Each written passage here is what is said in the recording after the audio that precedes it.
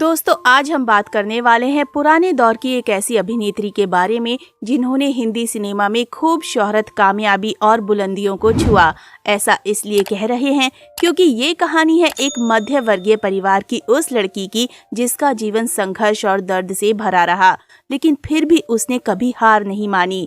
तो चलिए शुरू करते हैं आज की हमारी इस वीडियो को। लेकिन उससे पहले अगर आप हमारे चैनल पर नए हैं तो चैनल को सब्सक्राइब जरूर कर लें ताकि हम आपके लिए पुराने दौर के भूले बिसरे कलाकारों की जानकारी लाते रहें। इशरत जहां इमामुद्दीन उर्फ इंदु रानी का जन्म 22 जून 1922 को दिल्ली के एक मध्यम वर्गीय परिवार में हुआ था। उनकी मां मुनव्वर जहां जामिया मिलिया विश्वविद्यालय दिल्ली के तत्कालीन नए खुले हकीम अजमल खान स्कूल की पहली महिला छात्राओं में से एक थीं। स्कूल से लेडी डॉक्टर और हकीम के रूप में स्नातक होने के बाद उन्होंने जंजीरा और टोंक की रियासतों में काम किया था। उनके पिता शेख इमामुद्दीन 17 घोड़ा गाड़ियों के बेड़े के मालिक थे और उनका एक अनुबंध दिल्ली के मिशन गर्ल्स उर्दू स्कूल में छात्राओं को ले जाने का था। इसलिए इशरत और उनकी बहनों अफरोज और रोशन को उस स्कूल में अच्छी शिक्षा मिली। उनके कुल 7 बच्चे थे। इशरत तीसरी संतान थी। नसीम बानो, जिनका असली नाम रोशन था, इशरत की बहन रोशनी साहसी थी और उन्होंने एक फिल्म स्टूडियो से कॉरेस्पॉन्डेंस किया और अपनी तस्वीर भेजी। उन्होंने उसे 300 रुपए प्रति माह की नौकरी देने का प्रस्ताव रखा। जब उनके पिता को ये पता चला तो उन्होंने पहले तो उसे डांटा और उस समय अपनी जुआ खेलने की आदत के कारण वो कर्ज में डूब गए थे और आर्थिक तंगी से जूझ रहे थे। इसलिए उन्होंने सोचा कि उसकी बेटियां फिल्म स्टार बनकर उसके लिए पैसे कमा सकती हैं। सरोजनी जब इशरत लगभग 12-13 साल की थी और 8वीं कक्षा में पढ़ रही थी तो उसके पिता उसे और उसकी बड़ी बहन रोशन जहां को फिल्मों में काम दिलाने के लिए पूना ले आए। बोलती फिल्में अभी शुरू ही हुई थी और फिल्म निर्माता अच्छे दिखने वाले लड़के लड़कियों की तलाश में थे जो उर्दू और हिंदी धारा प्रवाह बोल सकें। बहनों को दादा साहब तोड़ने की सरस्वती सिनेटोन में काम मिल गया। उन दोनों का नाम बदलकर इंदु रानी और सरोजनी पूना में रहते हुए बहनों को वेतन के रूप में 300 रुपए प्रति माह मिल रहे थे। उनके पिता ने 3 महीने का अग्रिम भुगतान किया और बहनों को उनकी नानी की देखभाल में छोड़कर दिल्ली चले गए। पूना में वे एक सह अभिनेता वसंत राव पहलवान के साथ काफी दोस्ताना हो गए। वे उन्हें चाचा जी कहकर बुलाते थे। पुणे में इंदु रानी ने पहली बार सावित्री नामक एक मराठी फिल्म में छोटी बहन की एक छोटी सी भूमिका में काम किया था। दुर्भाग्य से दादा साहब तोड़ने की मराठी फिल्म फ्लॉप हो गई और उनका स्टूडियो बंद हो गया। बहनों ने काम की संभावनाओं की तलाश में बॉम्बे जाने का फैसला किया। वसंतराव पहलवान ने उन्हें बॉम्बे में दादर की हिंदू कॉलोनी में किराए पर एक फ्लैट दिलाया। बॉम्बे में रहते हुए इंदु रानी को दरयानी प्रोडक्शंस की फिल्मों जैसे फिदा ए वतन, प्रतिमा, बुलडॉग और इंसाफ में काम मिला। प्रतिमा और इंसाफ फिल्मों में काम करते समय उन्हें अपने खूबसूरत सह कलाकार प्रेम अदीब से प्यार हो गया। हालांकि जब ये स्पष्ट हो गया कि वो अपने परिवार के विरोध में उनसे शादी करने की हिम्मत नहीं जुटा पा रहा है तो उसने रिश्ता जारी रखने से इनकार कर दिया। वो वाकई एक बहुत मजबूत महिला थी। जल्द ही ये बात फैल गई कि दोनों बहनें काम के लिए उपलब्ध हैं।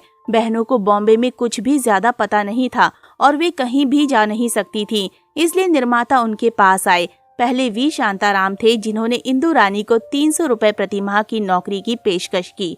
उसने जोर देकर कहा कि उसकी बहन और अंकल जी को भी काम मिलना चाहिए। शांताराम सरोजनी के लिए सहमत हो गए, लेकिन वसंतराव पहलवान ने इनकार कर दिया, इसलिए नौकरी नहीं मिली। इसके तुरंत बाद अंकल जी चले गए। एक दिन सोहराब मोदी और केकी मोदी उन्हें ढूंढते हुए आए। सोहराब मोदी ने उन्हें 450 रुपए प्रति माह के अनुबंध की पेशकश की और उन्हें स्टूडियो में आमंत्रित किया। जब वे मिनर्वा मूवी टोन पहुंचे तो उन्होंने लीला चिटनिस को एक लंबे होल्डर के साथ धूम्रपान करते देखा। युवा इंदु रानी प्रभावित हुई और उनकी नकल करने की भी कोशिश की। उस समय तक नाना भाई भट्ट अपनी स्टार शिरीन बानो से जुड़ चुके थे। रमणीक लाल ने उन्हें 500 रुपए प्रति माह वेतन देने की पेशकश की। ये मिनर्वा से ज्यादा था, इसलिए प्रस्ताव स्वीकार कर लिया गया। लेकिन इस प्रक्रिया में इंदु रानी ने मिनर्वा जैसी प्रतिष्ठित कंपनी में काम करने का मौका खो दिया। उनकी पुरानी सहपाठी नसीम बानो मिनर्वा में थी और मिनर्वा द्वारा बनाई गई फिल्म पुकार से प्रमुखता में आई थी। बहनों के पास उन्हें सलाह देने वाला कोई नहीं था, इसलिए उन्होंने प्रभात और मिनर्वा में अच्छे मौके खो दिए। इस प्रकार 1938 से रमणीक लाल शाह ने उन्हें अपने संरक्षण में ले लिया। 1939 में 17 साल की उम्र में इंदु रानी ने रमणीक लाल शाह से गुपचुप शादी कर ली। उनकी बड़ी बहन सरोजनी ने भी मोहन पिक्चर्स के मुख्य निर्देशक नानूभाई वकील से शादी की। इंदु रानी के 6 बच्चे थे, उनमें से एक की जन्म के समय ही मृत्यु हो गई। ये सदमा उनके लिए बहुत ज्यादा था और 1943 के बाद उनका करियर धीमा पड़ने लगा। 1949 तक उनकी आखिरी फिल्म रिलीज हो गई थी। मेरी राय में इंदु रानी एक अनोखी महिला थीं। उन दिनों और अपनी उम्र के हिसाब से उन्होंने बेहतरीन योजना, दूरदर्शिता दिखाई और अपने भविष्य के लिए सही प्राथमिकताएं तय की। एक शिक्षित परिवार से होने के कारण वो शिक्षा के महत्व को जानती और समझती थी। उन्होंने सुनिश्चित किया कि वो उनके सभी बच्चों को बेहतरीन शिक्षा मिले ताकि वे आरामदायक जीवन जी सकें। उनके बच्चे सेंटा क्रूज के प्रतिष्ठित missionary school the sacred boys high school में गए। सायरा बानू के भाई सुल्तान, शशधर मुखर्जी के बेटे रोनो जॉय, देबू और शोमू मुखर्जी, साथ ही मिलन रॉय चौधरी ने भी उसी स्कूल में पढ़ाई की। उनके सभी बच्चे सफलतापूर्वक संयुक्त राज्य अमेरिका में बस गए। वो जीवन की 3 बुनियादी बातों को समझती थीं: भोजन, आश्रय और वस्त्र। उन्होंने डबल शिफ्ट में काम किया और 1940 में सेंटा क्रूज में अपना खुद का बंगला बनाने के लिए पर्याप्त पैसे बचाए। तब उनकी उम्र लगभग 18 साल थी। टाइम्स ऑफ इंडिया ने पहले पन्ने पर उनकी एक स्टोरी में उन्हें उन दिनों बॉम्बे में सबसे कम उम्र की मकान मालकिन बताया था। इस घर को मशहूर आर्किटेक्ट नूरानी ने डिजाइन किया था। उन्होंने अपने जीवन के अंतिम वर्ष भी खुशी खुशी बिताने के लिए पर्याप्त बचत की। उन्होंने अपने जीवन के अंतिम 35 वर्ष अमेरिका में अपने पूरे परिवार के साथ जीवन का आनंद लेते हुए बिताए थे। ये तब है जब हमारे पास ऐसे सैकड़ों कलाकार हैं जो अभाव और उपेक्षा में मर गए। सलीम जी के पास उस दौर की बम्बई फिल्मी दुनिया के कई किस्से और रोचक जानकारियां हैं। इंदु रानी के भाई नसीम सिद्दीकी मोहन पिक्चर्स की फिल्मों के निर्माता और निर्देशक थे। उनके मित्र हसन सेहराई संवाद लेखक और कहकशा नाम फिल्म पत्रिका के संवादक थे। गीतकार शेवन रिजवी भी उनके मित्र थे। नसीम सिद्दीकी की छोटी बहन शिरीन की शादी हसन सेहराई से हुई थी। इंदु रानी की बहन सरोजनी भी उसी दौर में फिल्मों में काम करती थी। हिंदी फिल्म गीत कोश के अनुसार उन्होंने करीब 17 फिल्मों में काम किया और कुछ गीत भी गाए।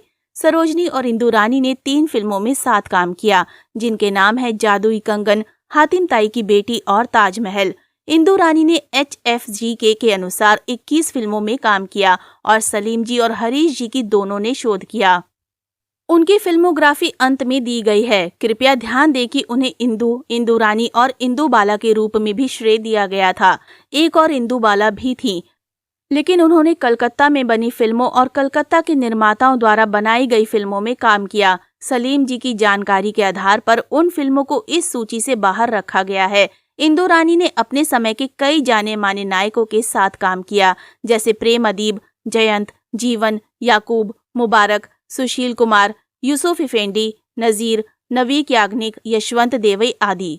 उनकी फिल्मों के लिए अच्छे निर्देशक थे, जैसे GR सेठी, राम दरयानी, द्वारका खोसला, JP अडवाणी, K अमरनाथ, मोहन सिन्हा और नानूभाई वकील। दरयानी प्रोडक्शंस में काम करते समय उन्होंने शास्त्रीय संगीत की शिक्षा ली थी और इस पृष्ठभूमि के साथ उन्होंने 3 फिल्मों में 2-2 गाने गाए।